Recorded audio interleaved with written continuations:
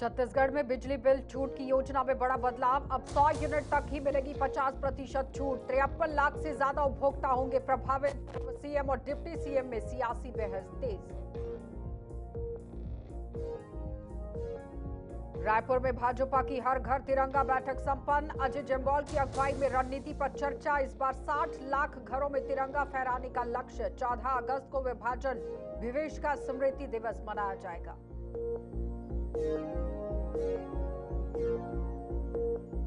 और धमतरी में कलेक्टर की अध्यक्षता में समय सीमा बैठक संपन्न। झज्जर स्कूल आंगनवाड़ी केंद्रों का सर्वे जल्द करने के निर्देश। कुरूद अस्पताल निर्माण कार्य शीघ्र शुरू करने के आदेश। फसल बीमा योजना का ज्यादा प्रचार करने पर दिया गया जोर।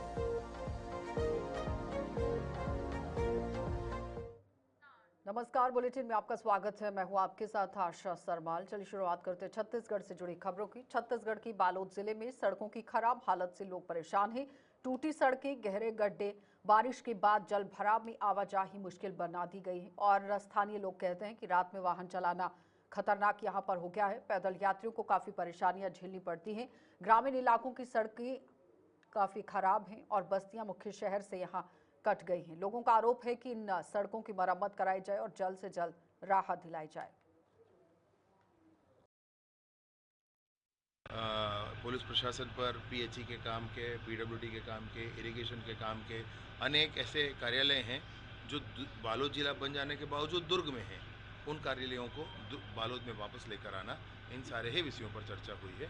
इसका प्रारंभिक प्रारूप बनाकर भेजा जाएगा, फिर हम सब लोग फॉलो भी करेंगे उसको। कि बालोद को सुंदर बनाना पालिका परिषद का काम होता है। और आज हम देखेंगे तो जगह जगह रोड पे गड्ढे हैं, डिवाइडर बन रहे हैं और आजू बाजू यहाँ कंस्ट्रक्शन का काम चल रहा है, जिससे एक्सीडेंट होने की संभावना बहुत ज्यादा रहती है। रोड पे देखेंगे जब भी, क्योंकि मानसून का सीजन है, जगह जगह क्या होता है, गड्ढों में पानी भर जाता है और काफी एक्सीडेंट होते हैं। जैसे कि हमने भी बीच में देखा है, काफी सारे एक्सीडेंट होते हैं जिससे जन हानि भी हुई है। किसी के परिवार के बच्चा चले गया, किसी के माँ बाप चले गए। तो कहीं ना कहीं पालिका का क्या बोलते कर्तव्य बनता है ये सब चीजों में ध्यान दे और इस पर क्या बोलते निर्णय ले और हमारे बालोद को स्वच्छ बनाए।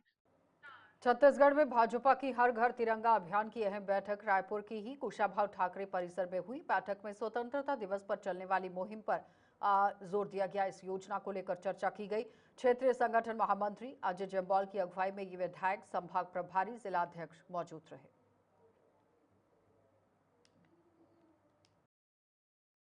घर घर तिरंगा तिरंगा यात्रा के इस अभियान को हमने मोर तिरंगा मोर अभिमान का नाम दिया है और इस भाव और संकल्प के साथ इस प्रदेश के छत्तीसगढ़ के प्रत्येक घरों पर जो है वो तिरंगा ध्वज जो है लहराने का काम जो है हम इसकी आज शुरुआत इस बैठक की हो चुकी है। और आज इस बैठक में जो जिला स्तर पर बैठकें होनी हैं, मंडल की जो बैठकें होनी हैं और बूथों पर जो हमारी कार्य रचना और योजना जो होनी है उस पर चर्चा हुई है। जिला योजना की जो बैठक है वो 6 और 7 को होगी। 7 और 8, 9 को जो है वो मंडल की हमारी बैठकें होंगी। उसके अलावा ये कार्यक्रम जो हर घर तिरंगा यात्रा है, जो घर घर तिरंगा यात्रा और तिरंगा मोर अभिमान हमने जो नाम दिया है, उसकी शुरुआत जो है आज हो चुकी है। निश्चित रूप से हमने इसके पहले जोहार तिरंगा का जो है नाम दिया था और इस बार जो है वो मोर तिरंगा मोर अभिमान के इस संकल्प के साथ हम इस पूरे प्रदेश में जो है इस कार्यक्रम को करने जा रहे हैं। ऑपरेशन सिंदूर को जोड़ते हुए, क्योंकि पहलगाम की जो घटना है वो हम सब के लिए बहुत ही दुखद घटना थी। पूरा देश को वो घटना जो है झंझोर दिया था और हमारे देश के यशस्वी प्रधानमंत्री आदरणीय मोदी मंत्रालयों का सहयोग लेकर जितना ज्यादा उसमें मिल जाएगा। इस हैशटैग पर अपनी सेल्फ छत्तीसगढ़ सरकार ने घरेलू बिजली उपभोक्ताओं को मिलने वाली 400 यूनिट तक 50% बिल छूट की योजना बंद कर दी है। अब केवल 100 यूनिट तक की खपत पर ही छूट मिलेगी।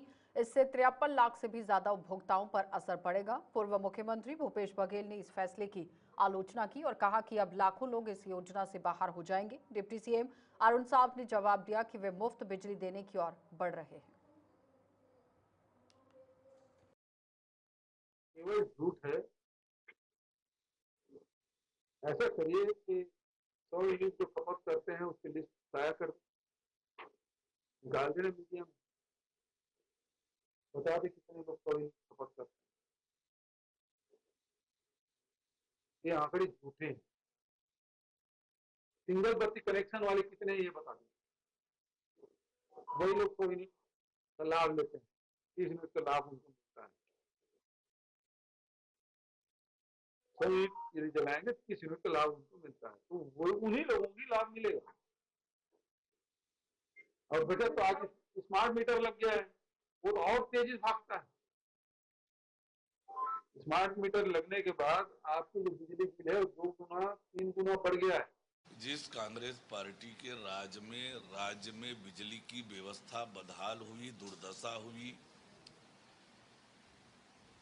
बिजली उत्पादन बढ़ाने के लिए जिस कांग्रेस पार्टी की सरकार ने 5 साल में कोई काम नहीं किया, और अब राज्य के लोगों को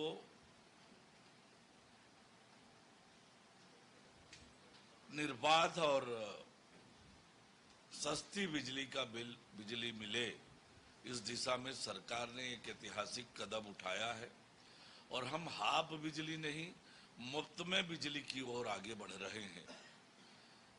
पीएम सूर्य घर योजना के माध्यम से सरकार एक बड़ी सब्सिडी दे रही है। 45,000 से लेकर 1,08,000 रुपए तक की सब्सिडी है। अपने घरों में सोलर पैनल लगाकर न केवल मुफ्त में स्वयं बिजली पा सकते हैं, वरन बिजली से उसके माध्यम से कमाई भी कर सकते हैं। और इसलिए अभी जो निर्देश सरकार के निकले हैं वो बहुत ऐतिहासिक और क्रांतिकारी है। लोगों को मुफ्त में बिजली मिलेगी और बिजली से आगे चलकर वो अपनी कमाई भी कर सकेंगे। भारत सरकार, राज्य सरकार दोनों इसके लिए अनुदान दे रही है, तो ये बहुत ऐतिहासिक कदम है और 70% लोगों को पूरा लाभ इस माध्यम से मिलेगा, लेकिन आगे चल के सब लोग मुफ्त। कलेक्टर अविनाश मिश्रा की अध्यक्षता में आज कलेक्ट्रेट सभा कक्ष में समय सीमा की बैठक आयोजित हुई और बैठक में विभागीय योजनाओं की समीक्षा की गई। जरूरी दिशा निर्देश भी जारी कर दिए गए। कलेक्टर ने झज्जर स्कूल, आंगनबाड़ी केंद्रों का सर्वे कर मरम्मत की प्रस्ताव तैयार करने, कुरूद सिविल अस्पताल के निर्माण में तेजी लाने और मगरलोड और भरगाव में नए अस्पताल निर्माण की प्रक्रिया शुरू करने को कह दिया। फसल बीमा योजना के प्रचार पर भी जोर दिया गया। साथ ही पेंशन, पदोन्नति और जन शिकायतों से जुड़े हुए सभी लंबित मामलों को जल्द निकालित करने के लिए निर्देश दे दिए।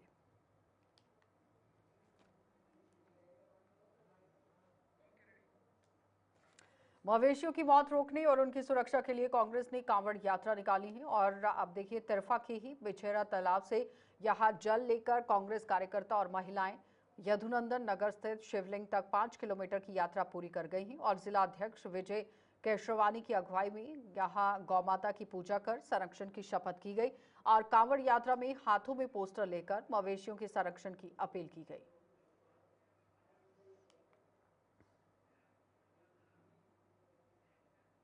आज गौवंश की रक्षा, नंदी भगवान की रक्षा के लिए आज हम लोग सावन सोमवार के अंतिम दिन आज हम सभी कांवड़ यात्रा पर निकले हैं। जिस तरीके से गौ माता की सड़कों पर हत्या हो जा रही है, हमारे नंदी भगवान की हत्या हो जा रही है, जो कि शंकर भगवान के प्रतीक के रूप में, कृषि के प्रतीक के रूप में नंदी भगवान जाने जाते हैं, समृद्धि के रूप में, शक्ति के रूप में नंदी भगवान जाने जाते हैं। आने वाले दिनों में आप देख रहे हैं कि हाईवे हो चाहे कोई भी जगह हो, सरकार सिर्फ एफआईआर करके अपना गौ पालकों के ऊपर सिर्फ एफआईआर करके अपनी जिम्मेदारी से मुक्त हो जा रही है, जबकि उनको व्यवस्था देनी चाहिए कि किस तरीके से गौ माता को, नंदी को कैसे सुरक्षित स्थान पर रखा। देखिए, जिस प्रकार से आज प्रदेश में पिछले 2 वर्ष से लगातार सड़क दुर्घटनाओं में नंदियों की मौत हो रही है, गौ माताओं की मौत हो रही है, उसके साथ साथ जो हमारे राहगीर हैं उनकी भी मौतें हो रही है। जो पूर्ववर्ती सरकार ने गौठान योजना संचालित की थी, उसमें वर्तमान की सरकार जो राशि भेजना बंद कर दिया है, फंड भेजना बंद कर दिया, जिसके कारण गौठान में गौ माताएं सुरक्षित नहीं है, उनको खाने को दाने नहीं है, उनकी व्यवस्था नहीं है। इस कारण से वो गौ माता आज सड़कों पर विचरण करने को मजबूर है।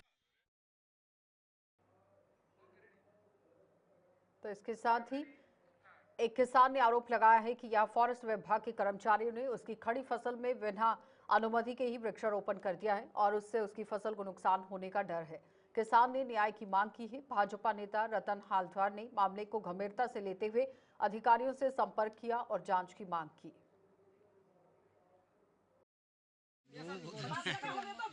देखिए, यहाँ पे वास्तविक में अभी मैं जीरो ग्राउंड में खड़ा हूँ।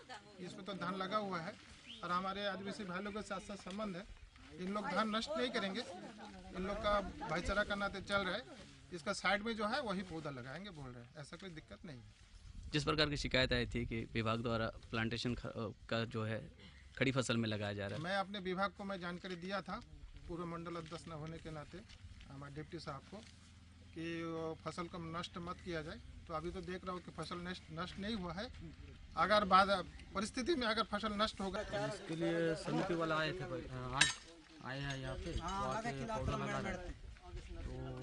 तो हमने अभी तक कुछ नहीं बोले, जो भी है। कौन लगवा रहा था प्लांटेशन? ये आपका धनकर फॉरेस्ट विभाग से? हाँ, फॉरेस्ट विभाग से। आपने बताया नहीं कि खड़ी फसल है इसमें खराब तो मैं बोले थे, कल आए थे, मैंने कल पहले आए थे उन लोग। कल आने के बाद मैं मना किया था उन लोग को कि साहब अब हमारे जो खड़ी फसल है इसके अंदर आप पौधा को मत लगाइए। तो उन्होंने हमारे बात को नहीं माने, बोले नहीं हम लगा के रहेंगे।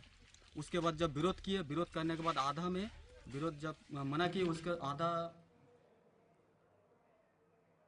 नगर पंचायत कोपरा में एक सनसनीखेज मामला सामने आया है, जिसमें पत्नी प्रतिमा साहू ने अपने प्रेमी दौलत राम पटेल के साथ मिलकर अपने पति चुम्बन साहू की हत्या कर दी है। घटना 25 जुलाई की है और आपको बताते चलें कि विद्युत विभाग में ये काम करता था। प्रतिमा और दौलत के बीच में लंबे समय से ही देखिए किस तरह से विवाद चल रहा था, लेकिन उस बीच में लगातार तकिया दबाकर उसकी हत्या कर दी गई है और बाद में मौत को वजह बता दिया गया कि शराब पीने से यहाँ पर ये मौत की वजह है। तो पुलिस ने जांच शुरू कर दी है। संघोष कार्यक्रम होने के बाद आज पूरा कल खाए पिए 10-11 बजे रात तक रहे भाई मन के साथ, और उसके बाद दुर्घटना कैसे हुआ। और उसके बाद जो दुर्घटना होने के बाद में जब क्रिया काम करें हमारे डाउट नहीं हो, और उसके बाद फिर हम बताएं पूछे न उसको कार्यक्रम होने के बाद। तब मैं एक बार पूछा तो मेरे बहू नहीं बताया। उसके बाद मेरा ना गजेंद्र मेरे साहू के लड़का के साथ पूछताछ किया, तब फिर मैं थाना आया। थाना पांडुका अंतर्गत ग्राम कोपरा में दिनांक 25 जुलाई को चुम्बन लाल साहू की मृत्यु हुई थी, जिसे घर वालों ने सामान्य मृत्यु समझकर दाह संस्कार और अन्य सारे रिचुअल्स पूरे कर लिए थे। इसके बाद शक के बिना पर उनके पिताजी ने कल आकर थाने में आवेदन दिया कि उनकी जो बेटे की मृत्यु हुई है वो संदेहास्पद है, जिस पर से थाने में जांच प्रारंभ करते हुए उनकी मृतक की पत्नी को बुलाया गया था और थाने तलब किया गया था, जिसमें उसने बताया कि उसके गांव में ही एक है व्यक्ति दौलत राम, जिससे उसके अवैध संबंध था और इसी कारण से दोनों ने प्लानिंग करके घटना दिनांक को मृतक को बहुत सारी शराब पिलाई और तकिए से दबाकर उसकी मृत्यु कर दी और बाद में फिर इसे सामान्य मृत्यु बताते हुए दाह संस्कार और सारी जो कार्यवाहियां होती है वो पूरी कर दी थी। अभी अपराध पाए जाने पर से दोनों को गिरफ्तार कर लिया गया है और आगे कार्यवाही की जाएगी। तो छत्तीसगढ़ की सक्ती जिले के ही सकराली गांव में लक्ष्मण बाई निषाद और उनके परिवार को पिछले 18 वर्षों से सामाजिक बहिष्कार का सामना करना पड़ रहा है। ये बहिष्कार 2007 में संपत्ति विवाद के बाद शुरू हुआ था। पंचायत ने यहां लक्ष्मण बाई के ही पति अभय निषाद की आपत्तियों को नजरअंदाज कर उन्हें सामाजिक अवमानना का दोषी ठहराया। हमारा समाज से ना सकराली से पूरा ना अक्सी हाड़ी है, पूरा हमारा छोड़ दे रोटी बेटी सब लोग खान पान बच्चा है तहुला 10,000 जुर्माना करके ना पूरा सब बंद कर दे उसका पानी। और जो हमन ला खेत दे रही से समाज हंसी आड़िया पूरा सकराली के और जमीन ला हमारे जो दादाजी है वहाँ पे थे और जो गवाह भी जाता नौकर साथ में तो कहा था कि हमन कुछ नहीं कर सका। अब हम लोग बंटवारा दी तो फिर मांगा था तक कहा था कि अब नहीं, ये जो भी पैसा रही तो वो खत्म होगी करके और जमीनों नहीं पास करके इसने बोला था हमारे दादाजी। मोर सकराली में निषाद समाज है 80 परिवार हैं, तो 80 परिवार से मैं हाँ अलग हाँ, एके जहाँ सकराली में तो मैं कुछ भी करा था, लड़का के लड़की भी करा था तो ओमे भी मोला रुकावट डाल दिन, भगा दिन। लड़की बर रिश्ता है तो लड़की के भी रिश्ता मतलब भगा दिन, समाज से वह छूटे है। चलिए बुलेटिन में इतना ही, इजाजत दीजिए, नमस्कार।